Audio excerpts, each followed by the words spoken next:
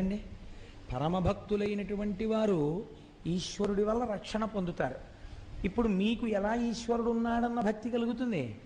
ఈశ్వరుడు ఉన్నాడు అన్నటువంటి విషయం తేటతెల్లం కావాలంటే భక్తుల యొక్క భక్తియే సాధనము. అందుకే భగవంతుడు అన్నాడు, ఒక చిత్రమైన మాట అన్నాడు, నేను వాని కొరకు రక్షింపవలయవాడు అన్నాడు ఆయన. నేను ఉన్నానని గుర్తేమిటో తెలుసా? ఎవరు భక్తిగా ఉన్నాడో వాణ్ణి నేను రక్షించాలి. వాడే రక్షణ పొందకపోతే కొన్ని వేల మందిలో ఆ నమ్మకం పోతుంది. ఏమంటే ఆయనకే రక్షణ లేదు కదా, ఇంకా మనకేం రక్షణ అని. అయితే మీరు ఒక్క విషయం జాగ్రత్తగా తీసుకోవాలి. రక్షణ అంటే అది ఒక స్థాయికి వెళ్ళిన తర్వాత జ్ఞానం అయిపోతుంది. ఇప్పుడు ఈ జ్ఞానము స్థాయిలోకి భక్తుడు వెళ్ళిపోయిన తర్వాత మీకు ఆయన అందడిహ. ఇప్పుడు ఆయన ఎలాంటి స్థితిలో